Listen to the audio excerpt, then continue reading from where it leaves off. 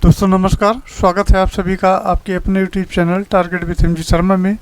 तो दोस्तों आज के सेशन में हम लेकर उपस्थित हैं यूपी ट्रिपल एससी द्वारा आयोजित आपका जो जूनियर असिस्टेंट की परीक्षा हाल में ही प्रस्तावित है।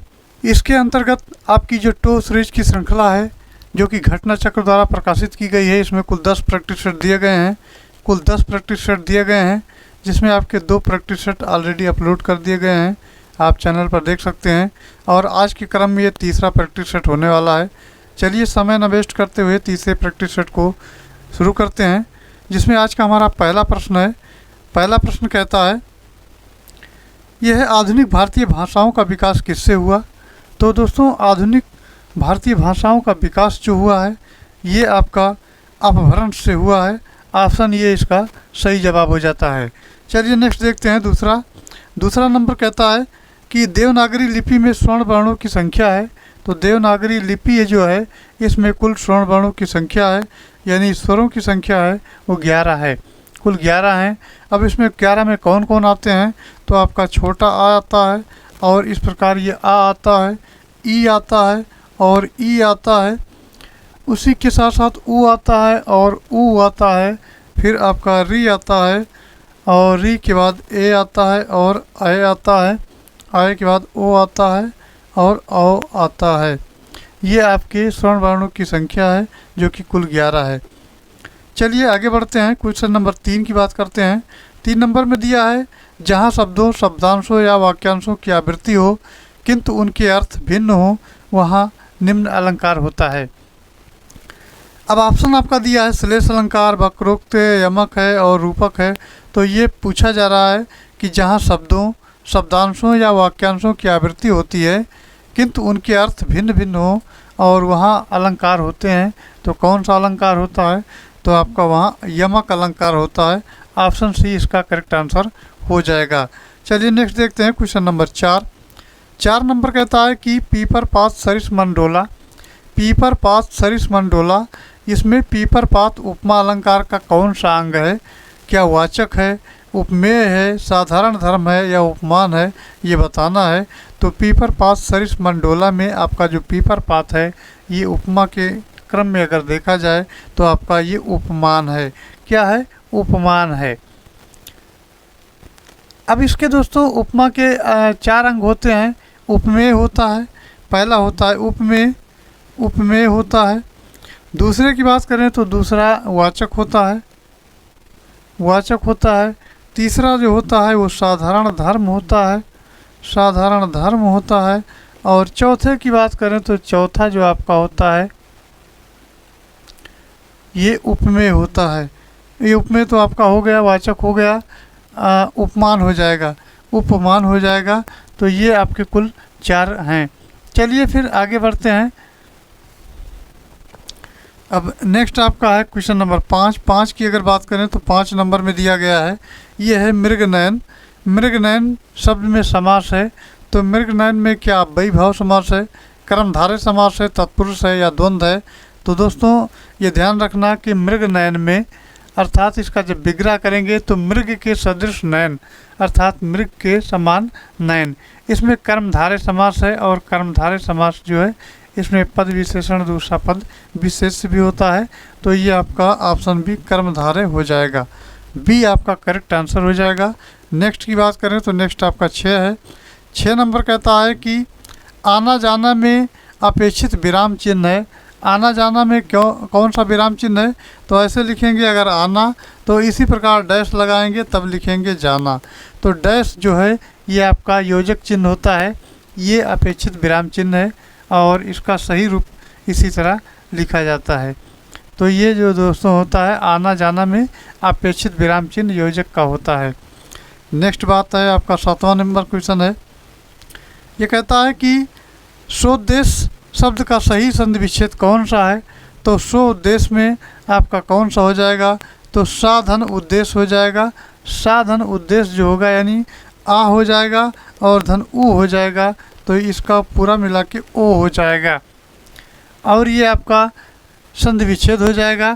इसमें गुण स्वर संधि होगा। चलिए आगे बढ़ते हैं। नेक्स्ट आपका है क्वेश्चन नंबर 8 नंबर में दिया गया है कि पत्र के संबंध में निम्नलिखित में से किसको अभिवादन कहते हैं। अब पत्र के क्रम में आपका ऑप्शन दिया है पिता पुत्र, शुभाशीष, प्रिय पुत्र, आपका स्नेहाकांक्षी। जब आप पत्र लिखते हैं तो कैसे लिखते हैं, तो पत्र के संबंध में अभिवादन की अगर बात करें दोस्तों तो ये आपका शुभाशीष सही उत्तर हो जाएगा। शुभाशीष ये अभिवादन के लिए प्रयोग किया जाता है। और कब किया जाता है, तो अपने से छोटे व्यक्तियों को जब व्यक्तिगत पत्र लिखा जाता है, क्योंकि ये व्यक्तिगत पत्र होता है। व्यक्तिगत पत्र जब लिखा जाता है अपने से छोटे लोगों को, तो ये शुभाशीष अभिवादन जो है लिखा जाता है। चलिए आगे बढ़ते हैं, क्वेश्चन नंबर 9 की बात करते हैं। तो ये है को, यानी आपका को दिया है से किस कारक चिन्ह का बोध होता है, तो कर्ता ने कर्म को। अब कर्म जो है कर्ता का ने होता है और कर्म का को होता है, तो आपका ऑप्शन जो हो जाएगा ये ऑप्शन ये हो जाएगा कर्म। तो आपका कर्ता ने कर्म को, तो कर्म आपका ये इसमें करेक्ट आंसर होगा। चलिए नेक्स्ट देखते हैं, क्वेश्चन नंबर 10। 10 नंबर कहता है कि बच्चा गया, इस वाक्य में प्रयुक्त काल पहचाने। इसमें प्रयुक्त जो कौन सा काल है ये पहचानना है, बच्चा गया। तो बच्चा गया दोस्तों, अब इस वाक्य में अगर बात करें तो इसमें सामान्य भूतकाल है, यानी सामान्य जो है भूतकाल की क्रिया का सामान्य रूप से संपन्न होने का बोध होता है, तो उसे सामान्य भूतकाल कहते हैं। अब सामान्य भूतकाल आपका ये ऑप्शन ये में दिया गया है। ऑप्शन किस में दिया है, ए में दिया है, और ए इसका सही उत्तर हो जाएगा। चलिए नेक्स्ट देखते हैं, क्वेश्चन नंबर 11। यह है कल तापमान अधिक होगा, इस वाक्य का काल पहचानिए। तो कल तापमान जब अधिक होगा तो कल आने वाला कल जो भविष्य काल के लिए होता है, अर्थात ये भविष्य काल इसमें हो जाएगा। चलिए क्वेश्चन नंबर 12 की बात कर लेते हैं। 12 नंबर में दिया है निम्नलिखित वाक्य में कोष्ठक में दिए गए शब्द के उपवाक्य का नाम बताइए। इसमें कहता है कि रूपेश प्रथम आएगा क्योंकि वो बहुत मेहनती है। रूपेश जो है प्रथम आएगा क्योंकि वो बहुत मेहनती है। अब इसमें क्रिया विशेषण उपवाक्य लगा हुआ है, तो ये इसका सही जवाब हो जाएगा। अब अगर बात करें तो इसमें जो प्रयुक्त शब्द है ये क्रिया विशेषण का शब्द है, क्रिया विशेषण उपवाक्य इसमें है। चलिए आगे बढ़ते हैं, नेक्स्ट आपका है क्वेश्चन नंबर 13। 13 की अगर बात करें तो 13 में दिया गया है, ये है सीमांत पकौड़े खा रहा है, रेखांकित वाक्य में क्रिया का भेद बताइए। तो क्रिया का भेद इसमें बताना है। तो सीमांत पकौड़े खा रहा है, कौन सी क्रिया है, अकर्मक है, सकर्मक है, प्रेरणार्थक या द्विकर्मक है। तो इसमें दोस्तों सकर्मक क्रिया है। कौन सी है, सकर्मक क्रिया है, अर्थात सीमांत क्या खा रहा है, पकौड़े खा रहा है। तो सीमांत खा रहा है, इसमें सकर्मक क्रिया हो जाएगा। आपका 14 नंबर दिया गया है। 14 नंबर कहता है कि निम्नलिखित में से कौन सी रचना तुलसीदास की नहीं है। रामचरितमानस तो ये तो तुलसीदास की है, गीतावली भी तुलसीदास की है, कृष्ण गीतावली भी तुलसीदास की है। इसमें जो अलग है ये भक्तमाल है, और भक्तमाल जो है ये किसकी है, भक्तमाल की रचनाकार तुलसीदास नहीं है। और हैं कौन, तो ये हैं नाभादास। कौन है, नाभादास इसके हैं, नाभादास। तो ये आपका अलग हो जाएगा, अर्थात ऑप्शन डी जो होगा ये करेक्ट उत्तर इसका हो जाएगा, भक्तमाल। चलिए आगे बढ़ते हैं, क्वेश्चन नंबर 15 की बात करते हैं। 15 नंबर में दिया गया, दिए गए वाक्य में रेखांकित शब्द को प्रतिस्थापित करने के लिए सर्वाधिक उपयुक्त विकल्प का चयन करें। तो इसमें दिया है लोग बड़ी मात्रा में जमा हो गए। लोग क्या है, बड़ी मात्रा में जमा हो गए। तो बड़ी संख्या में यहाँ मात्रा जो है दिया गया है, लोग बड़ी संख्या में जमा हो गए। तो यहाँ ये वाला इसके स्थान पर आ जाएगा, ऑप्शन ये। तो इसमें जो प्रतिस्थापित किया जाएगा तो संख्या में लिखा जा सकता है, मात्रा को हटा करके लोग बड़ी संख्या में जमा हो गए। तो ये इसका करेक्ट आंसर होगा। चलिए नेक्स्ट देखते हैं, नेक्स्ट आपका 16 है। 16 नंबर कहता है कि विलोम की दृष्टि से निम्नलिखित में से एक सही युग्म है। कौन सा युग्म जो है जो सही है, तो ये आपका तांडव का मांडो है, अनित का रित है, मुक्त का विमुक्त है, विभावना का सद्भावना है। तो इसका जो सही उत्तर हो जाएगा दोस्तों ये अनिर्त का रित हो जाएगा। अनिर्त का क्या हो जाएगा, अनिर्त का विलोम रित होता है। मुक्त का विलोम जो होता है वो ग्रस्त होता है, विमुक्त नहीं होता। तो ये ग्रस्त होता है, ग्रस्त हो जाएगा। इसी प्रकार विभावना का जो विलोम होगा, विभावना का अनुभावना हो जाएगा, अनुभावना। अनुभावना हो जाएगा। तो ये भी आपका गलत है। तांडव का मांडव, ये भी आपका क्या है, गलत है। तो सही क्या है, सही आपका अनिष्कारित है, अर्थात इसका उत्तर जो सही होगा वो बी ऑप्शन करेक्ट आंसर हो जाएगा। चलिए आगे बढ़ते हैं, 17 नंबर की बात करते हैं। 17 नंबर कहता है किस विकल्प में सभी शब्द परस्पर पर्यायवाची हैं। अब कनक कंचन निनाद है, कनक कंचन निनाद, और बदन आनंद आलस आस्य है, नियत विधि धीवर है, और आशुग तीर और प्राज्ञता है। तो इसका सही उत्तर हो जाएगा ये, इसमें अगर देखा जाए तो बी वाला आपका ये है, बदन और आनंद आस्य। ये मुंह और मुखड़ा आदि हैं, अर्थात मुख के पर्यायवाची हैं। और इसी प्रकार कनक जो है ये सोने का पर्यायवाची है। निनाद जो है, निनाद आपका उच्च आवाज़ शब्द है। तो ये आपके जो हैं ये पर्यायवाची शब्द, यानी कि ये सब ये परस्पर पर्यायवाची अगर देखा जाए तो आपका ये वाला गलत हो जाएगा। बदन आनंद आलस आप आस जो है, अर्थात बी ऑप्शन इसका करेक्ट आंसर हो जाएगा।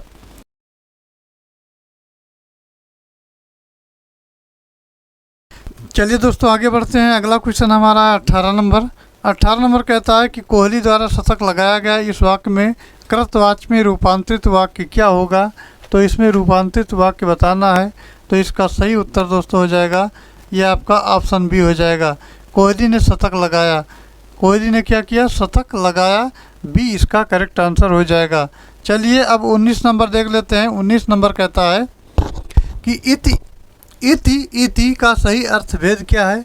इति इति का जो सही भेद अर्थ है ये दोस्तों, इसका अर्थ होता है समाप्ति, और इति का होता है विघ्न। इसका क्या होता है, समाप्ति, यानी समाप्ति के क्रम में इसको लिखा आता है, इसका विघ्न होता है। अब इसमें शेष विकल्प जो हैं असंगत हैं। कौन सा विकल्प आपका है, ये समाप्ति और विघ्न इसका सही उत्तर हो जाएगा। यानी ये इति का हो जाएगा समाप्ति और इति का हो जाएगा विघ्न। तो डी जो है करेक्ट आंसर होगा, बाकी सभी क्या हैं, अलग हैं। चलिए नेक्स्ट देखते हैं क्वेश्चन नंबर 20। 20 नंबर कहता है कि अलंकार शब्द में किस उपसर्ग का प्रयोग है। तो अलंकार में दोस्तों जो शब्द है वो अलम है। ऑप्शन डी कहता है अलम शब्द, अर्थात अलंकार में अलम शब्द है और ये उपसर्ग है। चलिए आगे बढ़ते हैं। नेक्स्ट आपका है 21 नंबर। 21 नंबर में दिया गया है कि संज्ञा से विशेषण के लिए इनमें से कौन सा सही है। कौन सा इसमें सही है, क्या भय भयालु सही है, भय भयातुर है, भय भयानक है, और भय भयभीत है। तो इसका सही आपका ऑप्शन जो हो जाएगा ये ऑप्शन सी हो जाएगा, भय भयानक। ऑप्शन सी करेक्ट आंसर हो जाएगा। चलिए 22 नंबर देखते हैं। ये कहता है लिपि चिन्हों के क्रमबद्ध समूह को क्या कहते हैं। क्या अक्षर कहते हैं, वर्ण कहते हैं, वर्ण समूह कहते हैं, या वर्णमाला कहते हैं। तो क्या कहते हैं ये दोस्तों, वर्णमाला कहते हैं। लिपि चिन्हों के क्रमबद्ध शब्द के समूह को वर्णमाला कहा जाता है। नेक्स्ट आपका 23 नंबर देखते हैं। 23 नंबर कहता है कि हिंदी की मूर्धन्य ध्वनियाँ हैं। हिंदी की मूर्धन्य ध्वनियाँ हैं तो कौन सी हैं। तो आपका टा ठा डा और ढा ये मूर्धन्य ध्वनियाँ हैं। नेक्स्ट आते हैं 24 नंबर। 24 नंबर कहता है कि निम्न में से कौन सा वर्ण अघोष है। तो कौन सा वर्ण अघोष है। तो का आपका अघोष है, का क्या है, अघोष है। चलिए आगे बढ़ते हैं। अब आता है 25 नंबर। ये कहता है पीने की इच्छा को कहते हैं। तो पीने की इच्छा को क्या कहते हैं, पिपासा कहते हैं। पीने की इच्छा को पिपासा कहते हैं। तो चलिए दोस्तों नेक्स्ट देखते हैं। आपका ये आता है अपठित गद्यांश। अपठित गद्यांश के अंतर्गत ये निर्देश दिया गया है कि इनको पढ़ना है गद्यांश को, और 26 से 30 तक के जो प्रश्न दिए हैं उसके आधार पर उत्तर देने हैं। चलिए गद्यांश को देख लेते हैं। गद्यांश में दिया गया है कि क्षेत्रफल की दृष्टि से केवल 6 देश भारत से बड़े हैं, यानी 7वां नंबर भारत का है। चीन की आबादी सबसे अधिक है। इसके बाद सबसे बड़ी जनसंख्या वाला देश भारत है, लेकिन अब वर्तमान में भारत लगभग आगे जा रहा है। अधिक जनसंख्या के कारण भारत को आर्थिक परेशानियों का सामना करना पड़ता है। बेरोजगारी यहाँ की मुख्य समस्या है। भारत को गाँव का देश भी कहते हैं क्योंकि यहाँ के 3/4 भारतीय गाँव में रहते हैं और खेती करते हैं। ये सिर्फ किसान ही नहीं, हमारे अन्नदाता भी हैं। हमें इनका सम्मान करना चाहिए। और भारत में सभी धर्मों के लोग भाई भाई की तरह रहते हैं। नेक्स्ट है आगे पॉइंट में, यहाँ दिल्ली, चेन्नई, कोलकाता, मुंबई आदि अनेक बड़े नगर हैं। गांधी जी कहते थे कि भारत गाँव में निवास करता है। भारत कहाँ निवास करता है? गाँव में निवास करता है। अब ये आपके गद्यांश दिए गए थे, इन गद्यांश को पढ़ने पर आपको यहाँ से उत्तर सारे मिल जाएंगे। पहला प्रश्न कहता है कि किस दृष्टि से 6 देश भारत के बड़े हैं? तो जनसंख्या की दृष्टि से देखा जाता है, या बेरोजगारी की दृष्टि से, या दूरी की, या क्षेत्रफल की दृष्टि से। तो भारत का जो नंबर 7वां है, अर्थात 6 इससे बड़े हैं, वो क्षेत्रफल की दृष्टि से बड़े देश हैं, यानी 6 बड़े देश हैं और 7वां भारत का नंबर आता है, तो ये क्षेत्रफल की दृष्टि से हो जाएगा। चलिए नेक्स्ट देखते हैं। चलिए फिर आगे बढ़ते हैं। नेक्स्ट आपका 27 नंबर है। 27 नंबर कहता है कि संसार का सबसे अधिक जनसंख्या वाला देश कौन सा है? तो संसार का सबसे अधिक जनसंख्या वाला जो देश है दोस्तों, वो चीन है। चीन है। चलिए आगे बढ़ते हैं। नेक्स्ट आपका 28 नंबर है। यह है भारत में कितनी जनसंख्या गांव में रहती है? तो भारत में 3/4 जनसंख्या गांव में रहती है, अर्थात 3/4 जनसंख्या अगर 4 है तो 4 में 3 आपकी गांव में रहती है। 3/4 ये माना गया है गांव में रहती है। चलिए आगे बढ़ते हैं। 29 नंबर कहता है खेती करने वालों को क्या कहते हैं? खेती करने वालों को क्या कहते हैं? तो खेती करने वाले लोगों को किसान कहा जाता है, किसान। चलिए आगे बढ़ते हैं। 30 नंबर। 30 नंबर कहता है गांधी जी के अनुसार भारत कहाँ निवास करता है? तो भारत जो है गांव में निवास करता है, ये गांधी जी ने कहा है। अब आता है 31 नंबर। 31 नंबर की बात करें तो 31 नंबर आपका कैलकुलेटिव पोर्शन आ जाता है, और इसको चलिए सॉल्व करते हैं। इसमें कहता है, सबसे पहले निर्देश को देख लेते हैं। निर्देश में दिया गया है कि दिए गए प्रश्न कुछ कथन और उस पर आधारित निष्कर्ष दिए गए हैं। आपको कथन को सत्य मानना है, और मानते हुए चाहे वो असत्य ही क्यों ना हो, आगे इसको ज्ञात करना है निष्कर्षों में कौन तार्किक रूप से कथन का अनुसरण करता है। पहला कथन तो कहता है कि सभी विमान रेलगाड़ियाँ हैं। सभी विमान क्या हैं? रेलगाड़ियाँ हैं। तो एक विमान बना लेते हैं। सभी विमान क्या है? रेलगाड़ी हैं, रेलगाड़ी हैं। फिर कहता है कुछ रेलगाड़ियाँ कुर्सियाँ हैं। तो कुछ रेलगाड़ियाँ यहाँ कुर्सी बना देते हैं। अब यह कहता है कुछ विमान कुर्सियाँ हैं। तो विमान यहाँ है, कुर्सी का कोई संबंध नहीं, कट जाएगा।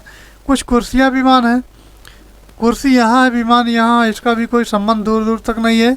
फिर कहता है कुछ कुर्सियाँ रेलगाड़ियाँ हैं। तो कुछ कुर्सी तो है, ये कुर्सी यहाँ है और यहाँ ये रेलगाड़ी है, तो कुछ तो है ही है। फिर है कुछ रेलगाड़ियाँ विमान हैं। तो रेलगाड़ी क्या है? अब ये विमान, सभी विमान रेलगाड़ियाँ हैं, तो कुछ तो ये विमान क्या है? रेलगाड़ियाँ हैं। तो कुछ हैं जो रेलगाड़ियाँ वो विमान हैं, ये भी सही हो जाएगा। अर्थात अगर देखा जाए तो ये 1 और 2 आपका कट जाएगा, 3 और 4 सही हो जाएगा। 3 और 4 यानी ये दोनों आपके सही हो रहे हैं। अब चलिए इस कूट को देख लेते हैं। कूट का जो आपका पॉइंट दिया गया है, ये कहता है केवल 1 और 2 अनुसरण करते हैं। बिल्कुल नहीं करते, दोनों गलत हैं। 2 और 3 करते हैं, ये भी नहीं सही है। केवल 3 और 4 अनुसरण करते हैं, पहले ही बताया गया है। तो केवल 3 और 4 इसका सही उत्तर हो जाएगा। अब दोस्तों आता है 32 नंबर क्वेश्चन। 32 नंबर में दिया गया है, ये कहता है कि एक निश्चित सांकेतिक भाषा में 123 से प्राय गर्म फिल्टर्ड काफ़ी और 356 से प्राय गर्म दिन और 589 का प्राय है दिन और रात। तो बताइए बहुत के लिए कौन सा अंक है? बहुत के लिए कौन सा अंक है? अब यहाँ देखें 123 है और इसका प्राय है गर्म फिल्टर्ड काफ़ी। यहाँ भी देखते हैं 356 है, ये भी गर्म दिन और बहुत गर्म दिन, यहाँ इसका हो जाता है। 589 का हो जाता है दिन और रात। अब इसमें बताना है कौन किसका ये संकेतक है, कौन सा नंबर किसका होता है। तो सबसे पहले इसमें देखते हैं कॉमन कौन सा है। 3 इन दोनों में कॉमन हो रहा है, 3 ये कट जाएगा। और 3 इसमें दोनों में कौन सा है?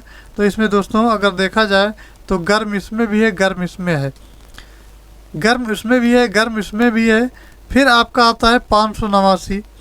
589 यानी 5 इसमें भी है, 5 इसमें भी है और 5 इसमें भी है। तो 5 इसको कर देते हैं गोल और 5 इसको कर देते हैं गोल।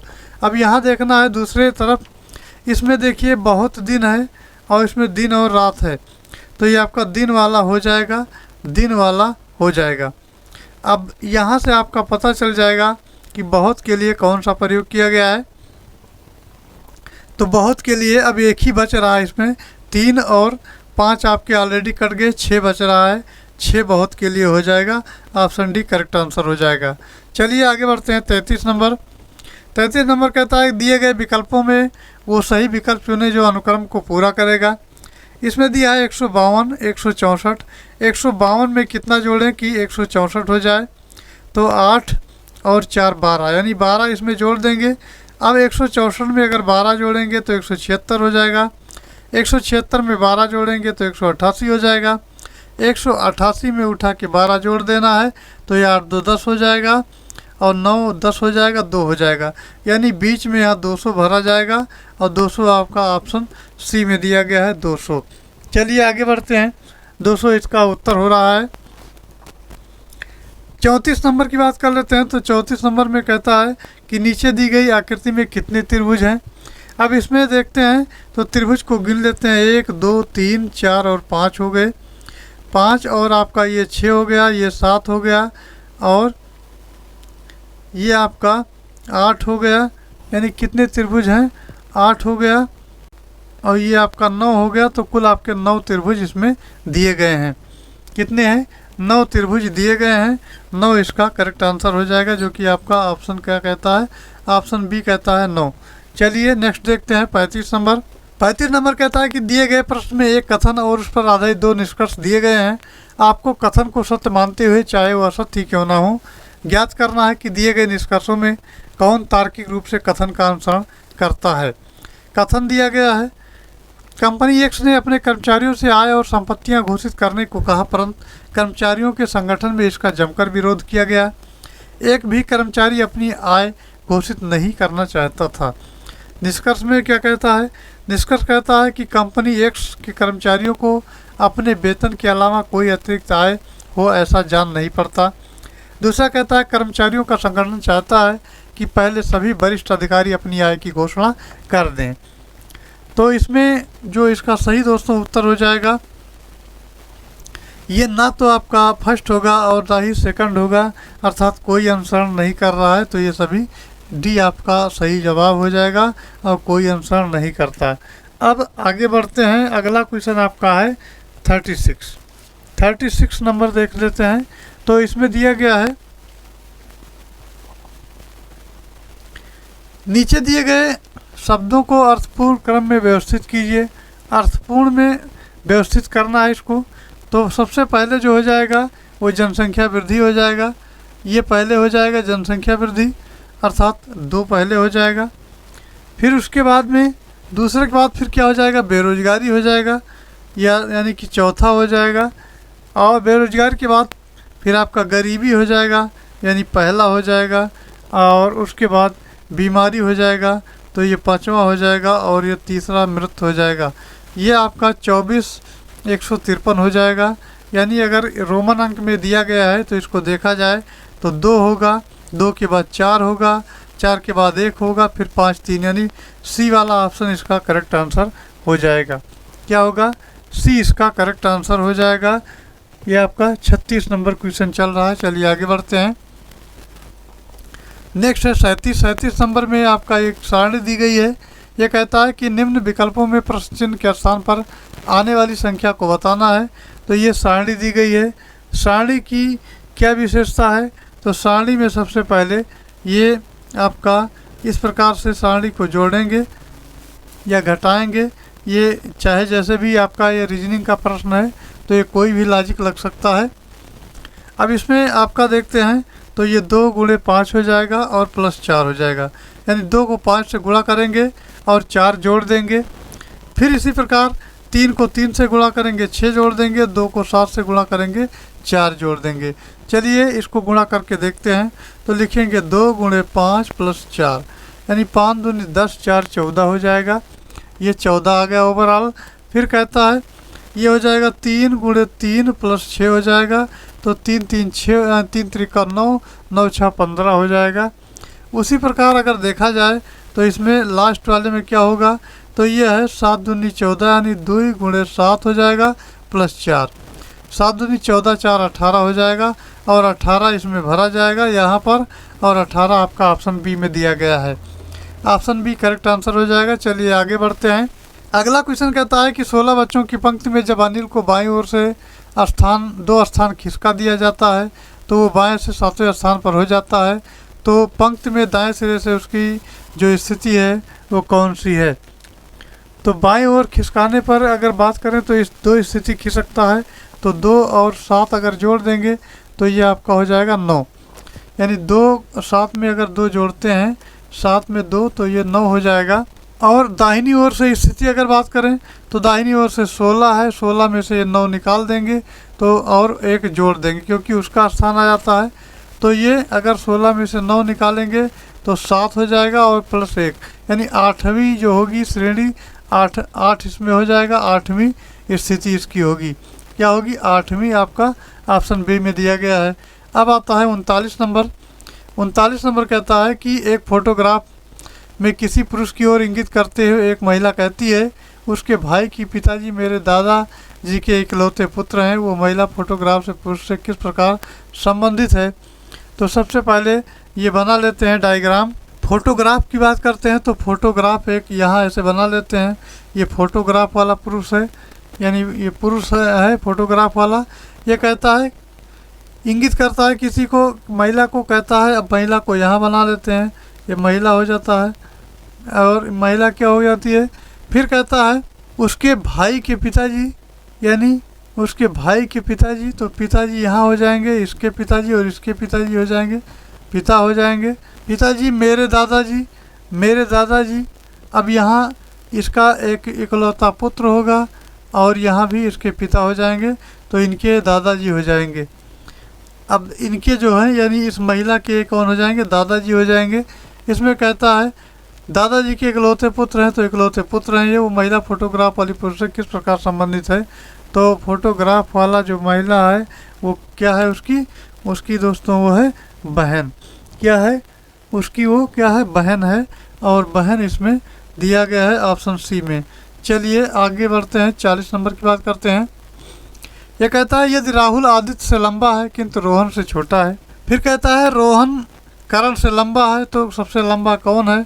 तो सबसे पहले देख लेते हैं कि राहुल जो है ये आदित्य से लंबा है। यहाँ इस प्रकार बना लेते हैं, ये राहुल है और आदित्य से लंबा है। रोहन है, सॉरी रोहन है। तो रोहन कहता है रोहन क्या है, राहुल से लंबा है, तो यानी रोहन राहुल से लंबा है तो रोहन लंबा है। उसके बाद फिर आदित्य का नंबर आता है, आदित्य आ गया तो आदित्य और छोटा होगा। इसी प्रकार करण है तो करण और छोटा होगा। तो ये अगर देखा जाए तो रोहन करण से लंबा है, तो यहाँ जो है ऐसे एक डायग्राम बना लेते हैं। सबसे पहले ये कौन सा है, तो ये रोहन है। उसके बाद ये राहुल है, राहुल के बाद फिर आदित्य है, और ये रोहन या करण है, फिर करण हो जाएंगे।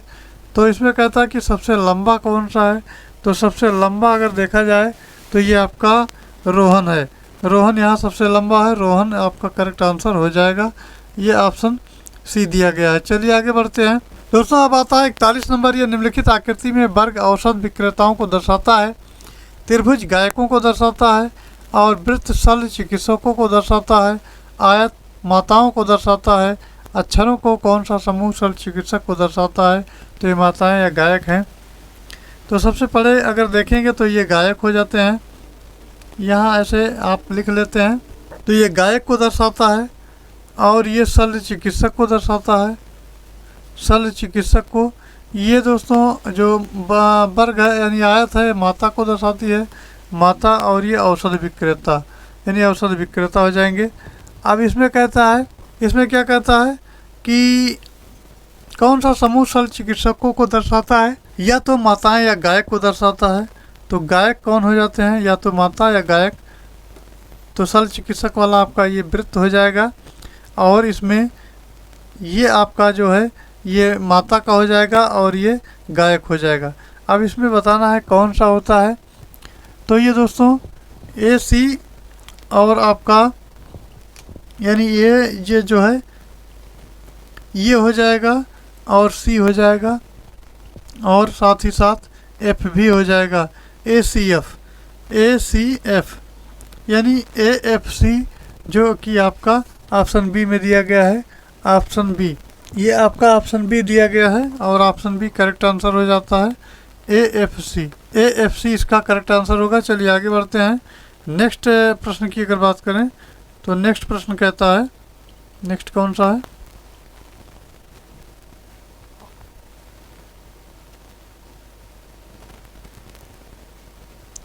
चलिए नेक्स्ट पर पहुंचते हैं। नेक्स्ट पर ये आ गए 41 नंबर था,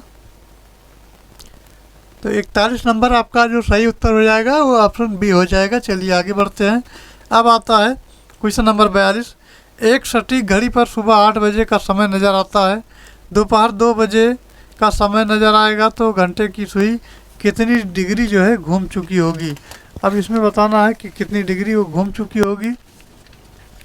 तो इसका जो उत्तर हो जाएगा 42 का। इसमें घंटे की सुबह जो है 8 बजे बजाती है, 2 बजे, तो 8 से 2 के बीच में जो समय हो जाएगा ये कुल कितने घंटे का हो जाएगा, तो 8 4 12 यानी 6 घंटे का समय हो जाएगा। 6 घंटे का समय बीच में हो जाएगा। और घंटे की सुई 1 घंटे में अतिरिक्त कोण जो बनाती है वो 30 अंश का बनाती है, तो 6 घंटे में तो 30 × 6 हो जाएगा, यानी 180 अंश का कोण बनाएगी। 180 अंश का कोण आपका ऑप्शन डी में हो जाता है। ऑप्शन डी करेक्ट आंसर होगा। चलिए आगे बढ़ते हैं। अब ये कहता है 43 नंबर, नीचे दी गई आकृति का सही दर्पण प्रतिबिंब चुने, तो सही दर्पण प्रतिबिंब है ये चुनना है। अब यहाँ आपका इसका सही उत्तर जो हो जाएगा, ये दर्पण कैसे दिखाई देगा, तो कुछ इस प्रकार से दिखाई देगा। ऑप्शन ये इसका करेक्ट आंसर हो जाएगा। ऑप्शन ये क्या हो जाएगा, करेक्ट आंसर हो जाएगा। चलिए आगे बढ़ते हैं। नेक्स्ट 44 नंबर है। ये इस प्रकार से बना है और ये घूम करके इधर आ गया है, फिर ये इधर आ गया है। तो पहले तो यहाँ था, फिर यहाँ हो गया, फिर यहाँ हो गया, अब सी बार यहाँ होगा। अब यहाँ वाले में कौन सा है, तो ये में दिया गया है। इस प्रकार अगर देखा जाए तो ये में दिया गया है और ये में ही दिया गया है। तो ये आपका कौन सा सही होगा, तो इसके आधार पर हमको देखने हैं कि कौन सा सही होगा। इस प्रकार ये घूमेगा, तो पहले इधर था, फिर इधर हो गया, तो इधर हो गया, यानी यहाँ हो जाएगा। इस प्रकार ये ऐसे बनेगा और ये अब इस प्रकार का चित्र कहाँ है, तो बी में दिया गया है। बी इसका क्या हो जाएगा, करेक्ट आंसर हो जाएगा। चलिए आगे बढ़ते हैं। 45 नंबर कहता है कि साजिश को पूरा करें। रात है तो सितारे, दिन है तो क्या हो जाएगा, रात का सितारे हो जाएगा, दिन का क्या हो जाएगा, ये बताना है। तो जैसे सितारे होते हैं वो रात में दिखाई देते हैं, तो उसी प्रकार सूर्य क्या है, सूर्य जो है दिन में दिखाई देता है, अर्थात इसका सही जवाब आपका हो जाएगा ऑप्शन ये, सूर्य। चलिए आगे बढ़ते हैं। नेक्स्ट आपका है 46। दोस्तों 46 नंबर कहता है कि भारत में स्थित किस शहर में विश्व का सबसे पुराना शहर माना जाता है। तो किस शहर को माना जाता है, ये आपका वाराणसी को सबसे पुराना शहर माना जाता है। वाराणसी करेक्ट आंसर हो जाएगा। अब चलिए आगे बढ़ते हैं। नेक्स्ट आपका 47 नंबर है। यह है जैन धर्म में 3 रत्न यानी त्रिरत्न हुए हैं, दिए जाते हैं, उन्हें निर्माण मार्ग कहा जाता है, वो क्या है, तो उनको निर्माण मार्ग कहा जाता है। ये दोस्तों सही विश्वास, सही ज्ञान और सही आचरण हो जाता है। चलिए नेक्स्ट देखते हैं। नेक्स्ट कहता है विशाख दत्त यानी विशाख दत्त द्वारा लिखित मुद्रा राक्षस कौन सी भाषा में लिखी गई है। तो कौन सी भाषा में दोस्तों लिखी गई है, तो ये संस्कृत भाषा में लिखी गई है, यह ध्यान रखना, संस्कृत भाषा इसका करेक्ट आंसर हो जाएगा। चलिए फिर आगे बढ़ते हैं। यह है थोसेघर वाटरफॉल किस राज्य में स्थित है। तो ये किस राज्य में स्थित है दोस्तों, तो ये महाराष्ट्र राज्य में स्थित है। कहाँ स्थित है, महाराष्ट्र राज्य में स्थित है। चलिए आगे बढ़ते हैं। अब आता है 50 नंबर, निम्नलिखित में से कौन सी घाटी हिमालय पर्वत श्रृंखला में स्थित नहीं है, पूछा गया है। तो कौन सी घाटी है, तो ये अराकू घाटी है, जो कि हिमालय पर्वत श्रृंखला के अंतर्गत स्थित नहीं है। चलिए अब आते हैं 51 नंबर। 51 नंबर कहता है पश्चिमी घाट का सर्वोच्च शिखर कौन सा है। अनाईमुडी है, डोडा बेटा है, महेंद्रगिरी है, चेम्बरा है। तो इसमें कौन सा है, तो ये दोस्तों अनाईमुडी है। ऑप्शन ये इसका करेक्ट आंसर हो जाता है। चलिए फिर आगे बढ़ते हैं। 52 नंबर, यह है भारत में निम्नलिखित में से किस बैंक ने सर्वप्रथम इंटरनेट बैंकिंग सेवाओं की पेशकश की थी। किसने की थी? तो ये दोस्तों आईसीआई बैंक ने की थी, आईसीआई बैंक ने की थी। चलिए नेक्स्ट देखते हैं। नेक्स्ट आपका 53 नंबर है। ये कहता है कि भारत में सार्वजनिक क्षेत्र में बैंकों में सबसे बड़ा बैंक कौन सा है? तो सबसे बड़ा बैंक दोस्तों जो है वो आपका स्टेट बैंक ऑफ इंडिया है, स्टेट बैंक ऑफ इंडिया। चलिए आगे बढ़ते हैं, नेक्स्ट की बात कर लेते हैं। तो दोस्तों नेक्स्ट क्वेश्चन हमारा है ये 54 नंबर में दिया गया है। नाबार्ड का विस्तृत रूप क्या है? ऑप्शन है national agriculture for agro and rural development, national bank for agriculture and rural development, national bank for asset and rural development और new bank for agriculture and rural development. तो इसका सही आंसर जो आपका हो जाएगा ये दोस्तों हो जाएगा national bank for agriculture and rural development. B इसका करेक्ट आंसर होगा। अर्थात ये नाबार्ड जो लिखा गया है इसका पूरा नाम ये हो जाएगा national bank for agriculture and rural development. चलिए नेक्स्ट देखते हैं। नेक्स्ट आपका है 55 नंबर। 55 नंबर कहता है कि कौन सा मौलिक अधिकार अल्पसंख्यकों के हितों के संरक्षण की बात करता है? शिक्षा का अधिकार है, शोषण के विरुद्ध अधिकार है, संवैधानिक उपचारों का अधिकार है या सांस्कृतिक और शैक्षिक अधिकार है? तो इसमें से कौन सा अधिकार है जो कि अल्पसंख्यकों के हितों के संरक्षण की बात करता है? तो ये दोस्तों सांस्कृतिक और शैक्षिक अधिकार है। डी इसका करेक्ट आंसर हो जाएगा। नेक्स्ट चलिए आगे देखते हैं। अगला क्वेश्चन है क्वेश्चन नंबर 56। इसमें कहा गया है राष्ट्रपति द्वारा राज्यसभा में कितने सदस्यों को नामित किया जा सकता है? तो राज्यसभा में सदस्यों को जो नामित किया जा सकता है कुल 12 सदस्यों को नामित किया जा सकता है। ये दोस्तों अनुच्छेद, इसका जो अनुच्छेद है वो 83 के तहत जो है ये राष्ट्रपति साहित्य, विज्ञान, कला और समाज सेवा के क्षेत्र में विशेष ज्ञान या व्यवहारिक अनुभव वाले व्यक्ति को मनोनीत करता है।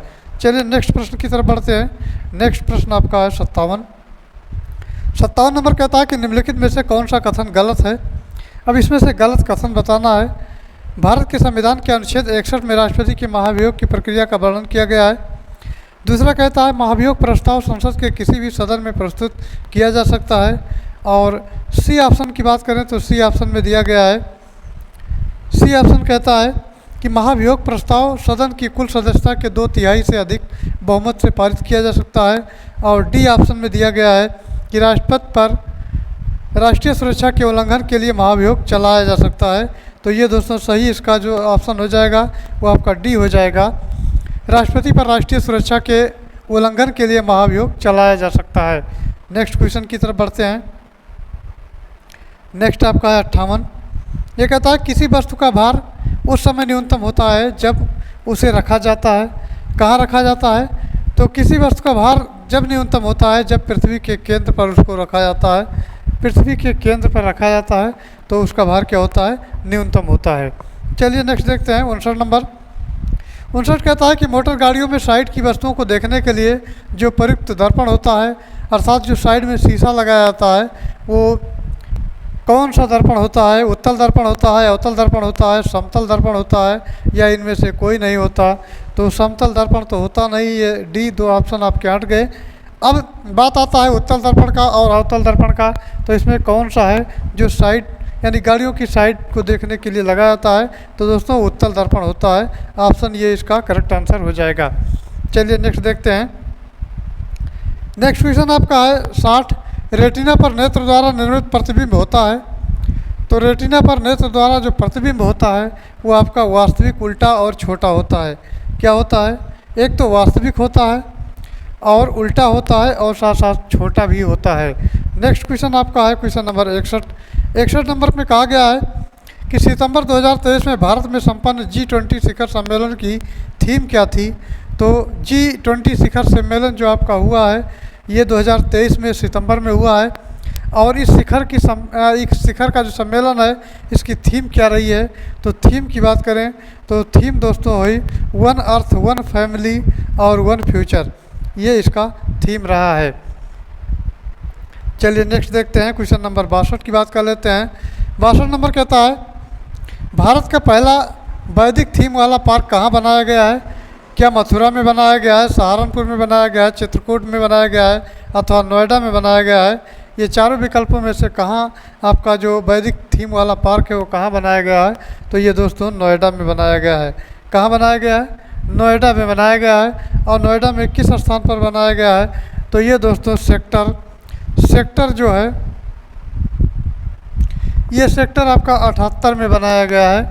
और इस पार्क में वेद वन पार्क के रूप में इसको जाना जाता है। और ये पार्क वैदिक साहित्य में बरगद, कल्प वृक्ष और नारियल जैसे कुल 50,000 से अधिक पौधे और वृक्ष इसमें हैं। 50,000 से अधिक पौधे और वृक्ष।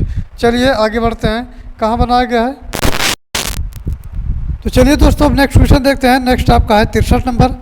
63 नंबर कहता है कि जून 2023 में संपन्न प्रतिष्ठित टेनिस की ग्रैंड स्लैम प्रतियोगिता फ्रेंच ओपन 2023 के पुरुष एकल का खिताब किसने जीता है? ऑप्शन में दिया गया है नोवाक जोकोविच, राफेल नडाल और कार्लोस अल्कराज या कैस्पर रूड। तो इसका सही उत्तर हो जाएगा ये आपका ऑप्शन ये हो जाएगा, नोवाक जोकोविच ने जीता है। ऑप्शन ये करेक्ट आंसर होगा। चलिए नेक्स्ट देखते हैं। नेक्स्ट आपका है क्वेश्चन नंबर 64 की अगर बात करें तो इसमें है पहला भारतीय वायुसेना विरासत केंद्र कहाँ स्थापित किया गया है? पहला भारतीय वायुसेना विरासत केंद्र कहाँ स्थापित किया गया है? तो ये दोस्तों चंडीगढ़ में स्थापित किया गया है। चंडीगढ़ जो कि एक केंद्र शासित प्रदेश है आपका, तो ये चंडीगढ़ सही उत्तर इसका हो जाएगा। ऑप्शन बी करेक्ट आंसर होगा। चलिए आगे बढ़ते हैं। नेक्स्ट क्वेश्चन आपका है 65 नंबर की अगर बात की जाए तो ये कहता है कि कौन सा राज्य जल बजट तैयार करने वाला देश का पहला राज्य बन गया है? कौन सा राज्य है जो जल बजट तैयार करने वाला देश का पहला राज्य बन गया है? तो ये जो राज्य है वो केरल राज्य है। कौन सा राज्य है? केरल राज्य है। चलिए आगे बढ़ते हैं। नेक्स्ट क्वेश्चन आपका है क्वेश्चन नंबर 66 नंबर कहता है कि भारत में सुपर कंप्यूटर यानी परम का निर्माण किया गया है। जो सुपर कंप्यूटर है उसका परम नाम है, इसका निर्माण किया गया है। क्या चेन्नई में किया गया है, बेंगलुरु में किया गया है, दिल्ली में किया गया है या पुणे में किया गया है? तो दोस्तों ये बताना है कि भारत का जो सुपर कंप्यूटर परम है इसका निर्माण कहाँ किया गया है? तो ये पुणे में किया गया है। पुणे में central for development of advance computing है, इसका नाम परम है और ये श्रृंखला जो है डेवलप की गई है। चलिए नेक्स्ट देखते हैं 67 नंबर। 67 नंबर कहता है कि निम्न में कंप्यूटर की विशेषताएं हैं। कंप्यूटर की क्या विशेषताएं हैं? तो कंप्यूटर की विशेषताओं की बात करें तो कंप्यूटर की विशेषता शुद्धता भी है, गति है और विश्वसनीयता है, अर्थात ये सभी हो जाएंगे। तो इसका उत्तर जो हो जाएगा वो डी हो जाएगा। ये आपका इसमें सभी हो जाएगा, शुद्धता भी होगी, गति भी होगी और विश्वसनीयता भी हो जाएगी। तो तीनों ऑप्शन आपके सही हैं, अर्थात इनमें से सभी हो जाएंगे। डी आपका करेक्ट आंसर हो जाएगा। चलिए नेक्स्ट प्रश्न की तरफ बढ़ते हैं।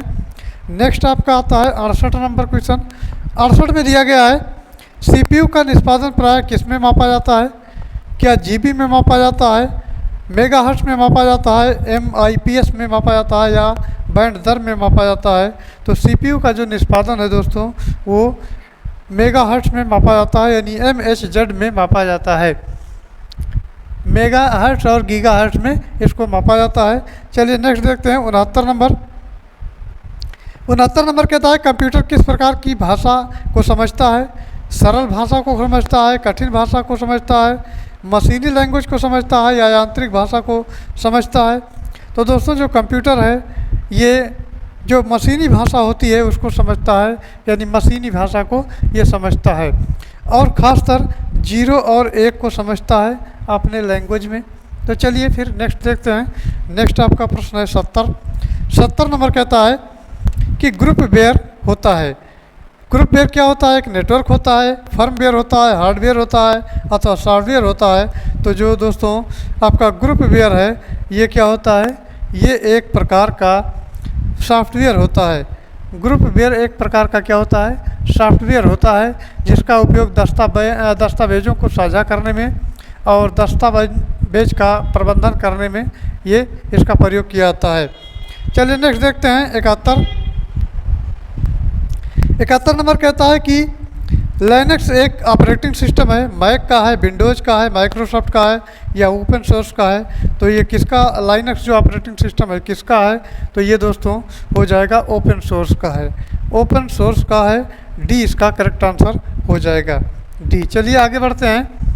नेक्स्ट क्वेश्चन आपका है 72 नंबर की अगर बात कर लेते हैं तो ये निम्न में से एक ऑपरेटिंग सिस्टम है। यूनिक्स है, जावा है, ऑरेकल है या MS ऑफिस है, तो कौन सा है जो ऑपरेटिंग सिस्टम है, तो ये आपका यूनिक्स है जो कि ऑपरेटिंग सिस्टम है। बाकी आपके सभी प्रोग्राम हैं और आपके सॉफ्टवेयर हैं। तो चलिए आगे बढ़ते हैं। नेक्स्ट आपका 73 नंबर है। ये कहता है इनमें से कौन सी कंप्यूटर भाषा नहीं है, पूछा गया है। फोर्ट्रान नहीं है, पास्कल नहीं है, कोबोल नहीं है या अंग्रेजी नहीं है। तो कौन सी भाषा है जो कंप्यूटर की भाषा नहीं है, तो ये दोस्तों अंग्रेजी जो भाषा है ये आपका लैंग्वेज है, ये कंप्यूटर का लैंग्वेज नहीं है, कंप्यूटर की भाषा नहीं है। फोर्ट्रान, कोबोल और पास्कल ये कंप्यूटर की भाषा है, अंग्रेजी भाषा ये आपका सब्जेक्ट है। चलिए देखते हैं नेक्स्ट क्वेश्चन को। तो नेक्स्ट आपका है 74 नंबर। ये कहता है कौन सा केबल लाइट बीम के रूप में आंकड़ों को प्रसारित करता है। सीरियल केबल है, फाइबर ऑप्टिक केबल है या कोएक्सियल केबल है या ईथरनेट केबल है। ये दोस्तों नेटवर्किंग के केबल हैं, इनके प्रकार हैं। अब इसमें पूछा गया है कौन सा केबल है जो लाइट बीम के रूप में आंकड़ों को प्रसारित करता है। तो ये आपका फाइबर ऑप्टिक केबल होता है और फाइबर का ज़माना है, क्योंकि इस समय फाइबर काफ़ी तेज़ी से नेट के मामले में ये काफ़ी तेज़ी से जो है डाटा ट्रांसमिट होता है। जैसे उदाहरण के तौर पर देखें तो फाइबर ऑप्टिक केबल कुछ इस प्रकार से होता है।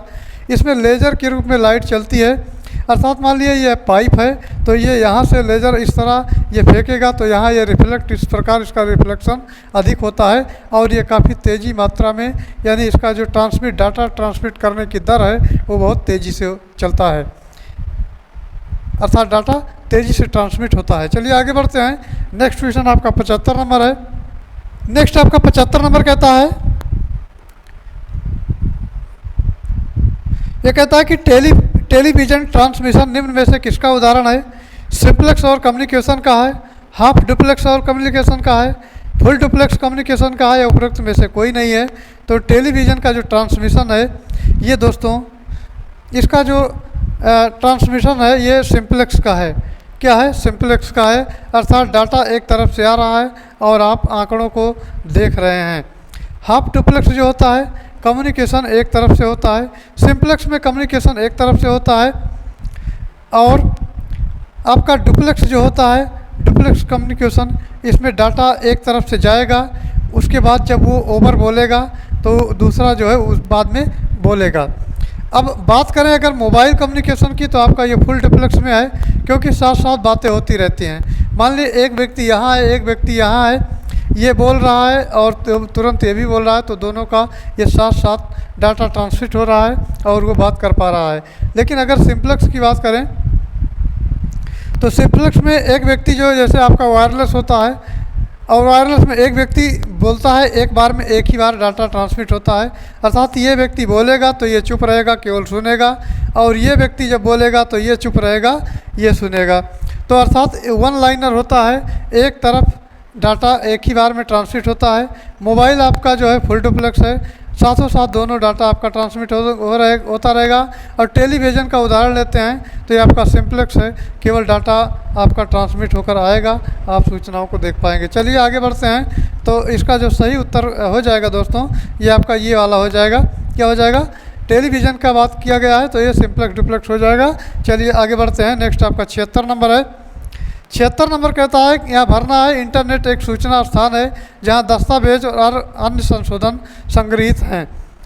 इंटरनेट एक ऐसा सूचना स्थान है जहाँ दस्तावेज और अन्य संसाधन जो हैं ये संग्रहित हैं। तो इसका सही जवाब दोस्तों हो जाएगा वो आपका वर्ल्ड वाइड वेब हो जाएगा, यानी WW और W हो जाएगा, वर्ल्ड वाइड वेब हो जाएगा। चलिए आगे बढ़ते हैं। नेक्स्ट प्रश्न आपका है 77। वेब पेज एक दूसरे से किस माध्यम से जुड़े हुए हैं। ये एजेस से जुड़े हुए हैं, वाईफाई से जुड़े हुए हैं, हाइपरलिंक से जुड़े हुए हैं अथवा लिंक से जुड़े हुए हैं। तो वेब पेज एक दूसरे से जो जुड़े हैं किससे जुड़े हुए हैं, तो ये हाइपरलिंक से जुड़े हुए हैं, अर्थात इसमें कई पेज बने होते हैं। इस प्रकार आपके कई पेज होंगे और दोस्तों एक दूसरे से हाइपरलिंक से जुड़ेंगे। अगर यहाँ क्लिक करेंगे तो ये पेज खुलेगा, यहाँ क्लिक करेंगे ये इस तरह ये पेज हाइपरलिंक से क्या होते हैं, जुड़े होते हैं। तो हाइपरलिंक से जुड़े होते हैं, सी ऑप्शन इसका सही जवाब होगा। चलिए नेक्स्ट देखते हैं 78 नंबर। ये कहता है इनमें से कौन सा पेज मार्जिन का प्रकार नहीं है, पूछा गया है। बाएं है, मध्य है, शीर्ष है और दाएं है। तो इसका सही जवाब हो जाएगा ये आपका मध्य हो जाएगा, मध्य हो जाएगा। अब पेज मार्जिन की बात करते हैं तो डॉक्यूमेंट के चारों तरफ बिना टाइप किया हुआ या खाली जो स्थान होता है, मान लीजिए कि उदाहरण के तौर पर एक ये आपका A4 साइज का पेपर है, तो पेपर कोई भी आप मैटर बनाएंगे तो उसमें टाइप करेंगे तो इसमें आप इस तरह ये मार्जिन ज़रूर छोड़ेंगे, अर्थात चारों तरफ से मार्जिन होना चाहिए, बीच में आप यहाँ से टाइपिंग शुरू करेंगे इस प्रकार से। तो ये स्थान होता है, इसको मार्जिन बोलते हैं, ये पेज का मार्जिन होता है। और MS वर्ड में ये जो पेज सेटअप होता है उस विकल्प के अंतर्गत उपलब्ध होता है। आपका एक मेनू होगा पेज सेटअप और उसी में पेज मार्जिन का जो पॉइंट होगा यानी सेटअप होगा उसी में ये आपका उपलब्ध होता है। अब इसमें सेटअप में आपका क्या क्या दिया जाता है, तो सेटअप में टॉप दिया जाता है, टॉप यानी ऊपर का, बॉटम यानी नीचे का दिया जाता है, और लेफ़्ट और राइट का। ये अगर सारे चारों तरफ के यानी टॉप, बॉटम, लेफ़्ट और राइट यहाँ से छोड़ करके आपको ये पेज जैसे जैसे सेट करेंगे वो आपका पेज सेट हो जाएगा, इसी को मार्जिन बोला जाता है। तो ये आपका कि पेज का मार्जिन कौन सा नहीं है, तो बाएं भी होता है, शीर्ष पर यानी ऊपर भी होता है, टॉप जिसे बोल देते हैं, दाएं भी होता है, और अगर इस तरह चित्र के माध्यम से तो ये टॉप हो जाएगा, ये बॉटम हो जाएगा, ये लेफ़्ट हो जाएगा, ये राइट हो जाएगा, मध्य में नहीं होता है। तो इसका यही पूछने का तात्पर्य है कि कौन सा मार्जिन है जो नहीं होता है, तो मध्य वाला नहीं होता है। चलिए अब 79 नंबर की बात करते हैं। तो 79 नंबर में दिया गया है, ये कहता है कि MS वर्ड में सेलेक्ट किए गए शब्द को सब्सक्रिप्ट करने के लिए शॉर्टकट की क्या है। MS वर्ड में सेलेक्ट किया गया है, उसको सब्सक्रिप्ट करने के लिए कौन सा कुंजी हम प्रयोग करते हैं, जो कि शॉर्टकट में कुंजी आपके कीबोर्ड पर बने होते हैं। तो कंट्रोल प्लस बराबर है, कंट्रोल प्लस माइनस है, कंट्रोल प्लस शिफ्ट प्लस बराबर है, control plus shift plus minus है। तो इसमें कौन सा कुंजी जो है यूज करते हैं। तो दोस्तों सब्सक्रिप्ट करने के लिए जो शॉर्टकट कुंजी हमारी होती है वो पहले होता है CTRL यानी कंट्रोल प्लस बराबर। कंट्रोल प्लस बराबर होता है और ये कंट्रोल प्लस बराबर आपका ऑप्शन ये में दिया है, तो ऑप्शन ये इसका करेक्ट आंसर हो जाता है। चलिए आगे बढ़ते हैं। अब आता है हमारा एक छोटा सा प्रश्न जो कि 80 नंबर है, कहता है कोल्ड की यानी कोड की स्क्रैम्बलिंग कहलाती है, इनक्रिप्शन कहलाती है, फायरवॉलिंग कहलाती है, स्क्रैम्बलिंग कहलाती है या डिक्रिप्शन कहलाती है। तो क्या कहलाता है ये दोस्तों, इनक्रिप्शन कहलाता है। यानी डाटा को इनक्रिप्ट कर दिया जाता है, वो पढ़ने योग्य नहीं रह जाता है, उसको इनक्रिप्ट कर दिया जाता है, भेज दिया जाता है, उसके बाद वो इनक्रिप्ट डिक्रिप्ट के माध्यम से इसको पढ़ा जा सकता है। चलिए आगे बढ़ते हैं। नेक्स्ट आपका 81 नंबर है, ये कहता है निम्नलिखित युग्मों में कौन सुमेलित नहीं है, पूछा गया है। तो कौन सा सुमेलित नहीं है, ये आपका अमीर खुसरो है जो कि एटा, और मिर्ज़ा गालिब आगरा, जोश मलिहाबाद, राम प्रसाद बिस्मिल जो हैं इलाहाबाद। लेकिन राम प्रसाद बिस्मिल का जो जन्म हुआ है दोस्तों इलाहाबाद में नहीं हुआ है, कहाँ हुआ है, ये शाहजहाँपुर में हुआ है, शाहजहाँपुर में हुआ है। तो यही आपका गलत हो जाता है। शाहजहाँपुर राम प्रसाद बिस्मिल का जो ये मिलान किया गया है इलाहाबाद से, ये गलत हो जाएगा। बाकी सबका जन्म अमीर खुसरो का एटा में हुआ है, मिर्ज़ा गालिब का आगरा में हुआ है, जो उसका मलिहाबाद में हुआ, लेकिन राम प्रसाद बिस्मिल का इलाहाबाद ना होकर के शाहजहाँ में हुआ है। और कब हुआ है, तो ये 1897 में हुआ है। तो ये दोस्तों आपका डी वाला ऑप्शन करेक्ट आंसर हो जाएगा। चलिए नेक्स्ट देखते हैं। 82 नंबर की बात करते हैं। 82 नंबर में दिया गया है, रोजगार की दृष्टि से उत्तर प्रदेश में सबसे बड़ा उद्योग है। रोजगार की दृष्टि से उत्तर प्रदेश में सबसे बड़ा उद्योग है, तो कौन सा सबसे बड़ा उद्योग है, तो दोस्तों हथकरघा उद्योग है। क्या है, हथकरघा उद्योग आपका है। चलिए नेक्स्ट देखते हैं। नेक्स्ट क्वेश्चन आपका आता है 83 की अगर बात करें तो यह है 2011 की जनगणना के अनुसार उत्तर प्रदेश में पुरुष साक्षरता दर है कितना है, तो ये आपका 79.24% है, 79.24% हो जाता है।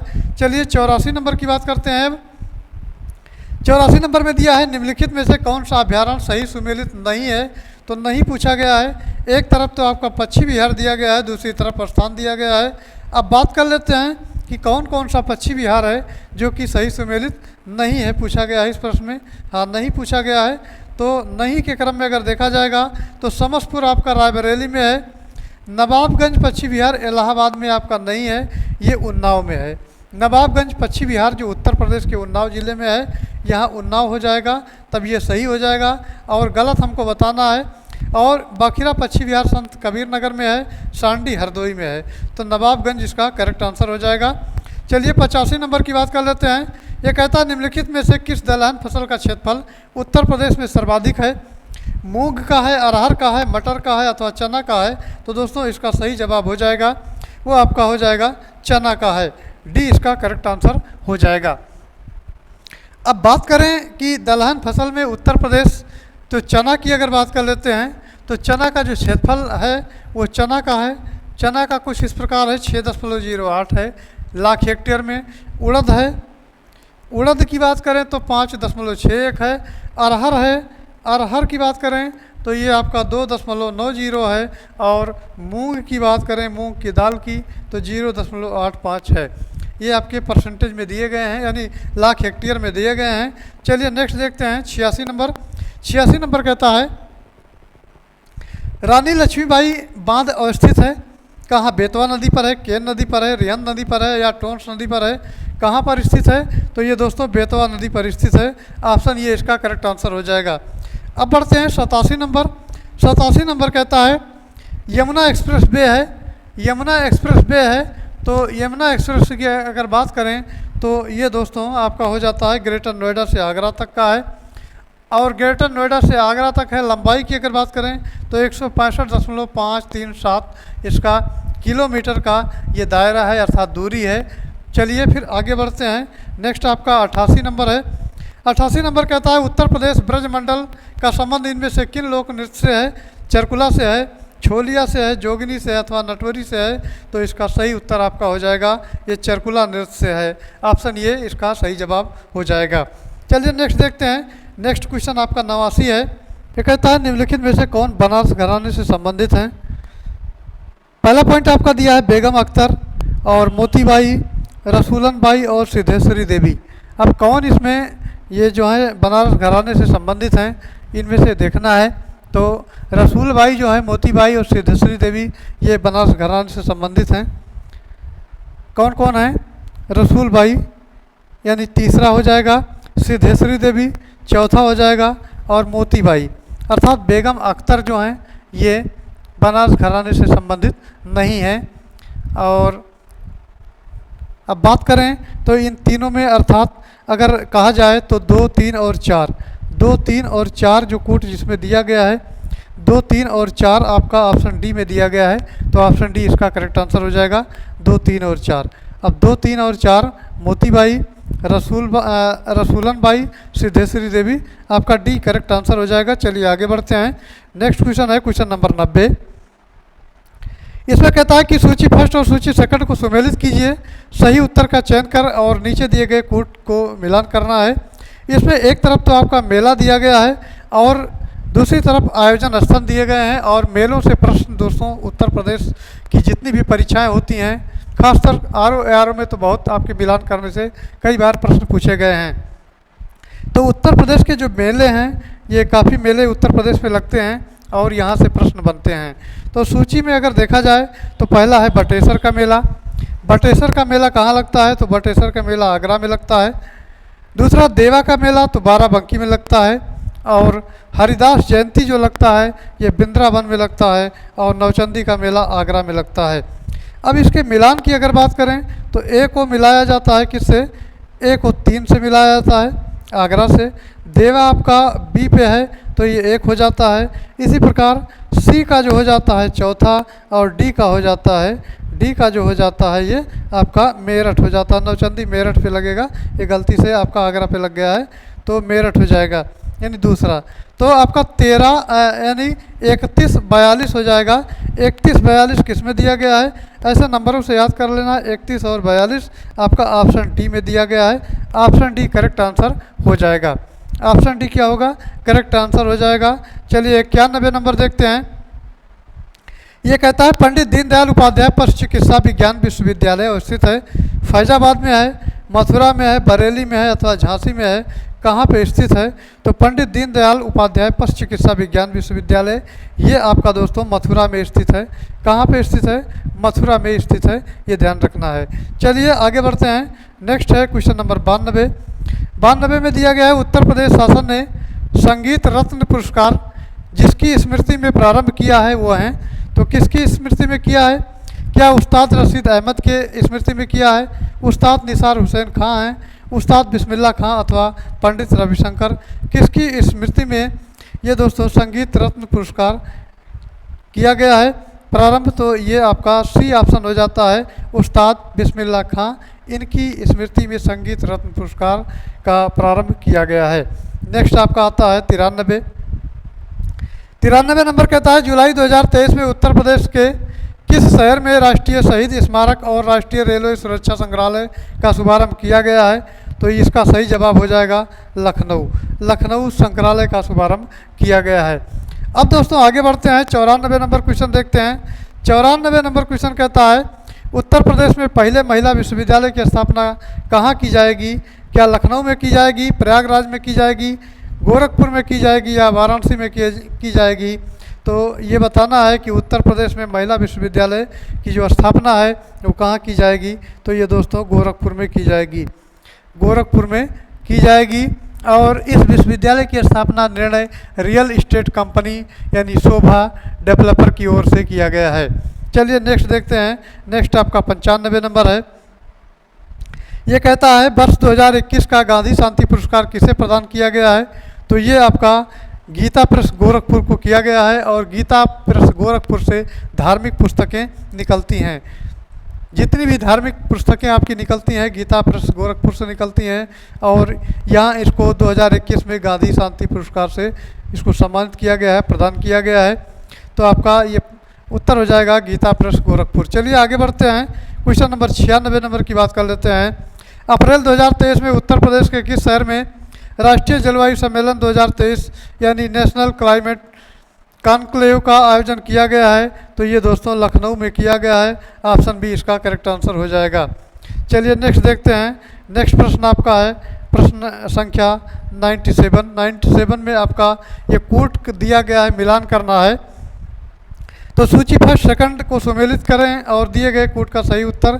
सूची फर्स्ट आपका संस्थान दिया गया है और सूची सेकंड में उसकी स्थिति दी गई है। संस्थान और स्थिति दी गई है कि वो कहाँ पर स्थित है। तो पहला आपका ये पॉइंट आता है, खाद्य अनुसंधान विश्लेषण केंद्र है। ये आपका कहाँ दिया गया है? तो ये आपका बताना है कि कहाँ दिया गया है। तो ये दोस्तों लखनऊ में दिया गया है। ए का हो जाएगा, ए का हो जाएगा लखनऊ यानी 3, ऐसे लिख लेते हैं। ए का 3 हो जाएगा। इसी प्रकार बी आपका है central leprosy institute. Central leprosy institute आपका आगरा में हो जाएगा यानी 2 में हो जाएगा बी का। सी की बात करें, Indian institute for sugar technology national sugar institute, ये आपका कानपुर में है, कानपुर हो जाएगा यानी सी का 4 हो जाएगा। और डी की बात करें तो डी आपका 1 हो जाएगा नोएडा, जो कि बीबी गिरी नेशनल लेबर इंस्टीट्यूट है, नोएडा में है। 32-41 इसका भी बन रहा है। तो 32 और 41 कहाँ पर दिया है? ये आपका ऑप्शन डी में दिया गया है। ऑप्शन डी करेक्ट आंसर हो जाएगा। चलिए नेक्स्ट देखते हैं। क्वेश्चन नंबर 98 नंबर की बात कर लेते हैं। सूची फर्स्ट और सेकंड सम्मिलित कीजिए तथा इन सूची में नीचे दिए गए कोड का सही उत्तर भी चुनिए। लिस्ट आपका फर्स्ट में दिया है उद्योग और लिस्ट सेकंड में स्थिति दी गई है, उद्योग और स्थिति। चलिए देखते हैं। तो पहला है ये काष्ठ पादुका। काष्ठ पादुका की बात करें तो आपका पीलीभीत में है। अब ए का जो हो जाएगा ऐसे इसको लिख लेना है, ए का दूसरा हो जाएगा। बी सी और डी इसको भी लिख लेते हैं। इंडियन टेलीफोन इंस्टीट्यूट इंडस्ट्रीज जो है, इंडियन टेलीफोन इंडस्ट्रीज आपका रायबरेली में है, रायबरेली 1 हो जाएगा। फिर ट्रांसफ़र फैक्ट्री यानी ट्रांसफार्मर फैक्ट्री कहाँ पे है? तो ये झांसी में है, झांसी सी का 4 हो जाएगा यानी चौथा हो जाएगा। उर्वरक कारखाना आपका कहाँ पे है? तो ये फूलपुर इलाहाबाद में है। तो ये आपका जो हो जाएगा 2, 1, 4 और 3 यानी 21-43 हो जाएगा। 21-43 देखना है कहाँ दिया गया है। तो 21 और 43 आपका ऑप्शन बी में दिया गया है। ऑप्शन बी करेक्ट आंसर हो जाएगा। नेक्स्ट है 99। दोस्तों 99 नंबर क्वेश्चन कहता है कि लेखकों और उनकी कृतियों अर्थात रचनाओं के संबंध में निम्नलिखित में से कौन सा जोड़ा गलत है। जोड़ा गलत कौन सा है। अब जयशंकर प्रसाद है तो जयशंकर प्रसाद ने प्रेम पथिक लिखा है। सूरदास है प्रिय प्रवास लिखा है इन्होंने। मैथिली शरण गुप्त हैं, इन्होंने लिखा है तिलोत्तमा। और महादेवी वर्मा है तो इन्होंने लिखा है छड़दा। सही सुमेलन बताना है। सही सुमेलन है कौन सा जोड़ा गलत पूछा गया है। तो गलत आपका जो है ये आपके तो अभी तक दिए गए थे कौन किसने लिखा है, तो गलत आपका बी वाला हो जाता है सूरदास प्रिय प्रवास। सूरदास का प्रिय प्रवास नहीं है, यहाँ सूरदास की जगह पर हरिओद हो जाएंगे। हरिओद हरिओद की रचना है प्रिय प्रवास और सूरदास की नहीं है, तो ये इसका मिलान गलत है। अर्थात बी वाला ऑप्शन जो होगा ये गलत हो जाएगा, बाकी सब सही हो जाएगा। 100 नंबर की बात कर लेते हैं। 100 नंबर क्वेश्चन कहता है लखनऊ स्थित बाल संग्रहालय यानी चिल्ड्रन म्यूजियम की स्थापना किस वर्ष हुई थी। तो चिल्ड्रन म्यूजियम की स्थापना दोस्तों 1957 में हुई थी। ये आपका ऑप्शन सही जवाब हो जाता है। तो दोस्तों ये आपका रहा अभी तक का जूनियर असिस्टेंट का ये आपका प्रैक्टिस सेट 3। आई होप आपने दोनों वीडियो जो कि आपका जूनियर असिस्टेंट का प्रैक्टिस सेट फर्स्ट है और सेकंड है आप लोगों ने देख लिया होगा। तो दोस्तों मैं आशा करता हूं कि आपका जूनियर असिस्टेंट का फर्स्ट और सेकंड जो आपका प्रैक्टिस पेपर है आप लोगों ने देख लिया होगा। अब बारी है प्रैक्टिस सेट थर्ड की जो कि आपके पास पहुंच रहा है, इसको भी आप देखें और आगे की भी ऐसे कंटिन्यू रखने का प्रयास किया जाएगा। तो दोस्तों अगर वीडियो आपको अच्छा लगे तो चैनल को लाइक सब्सक्राइब और शेयर करते रहें और ऐसे ही प्यार बनाए रखें। फिर मिलते हैं नेक्स्ट वीडियो में। Thanks for watching. जय हिंद।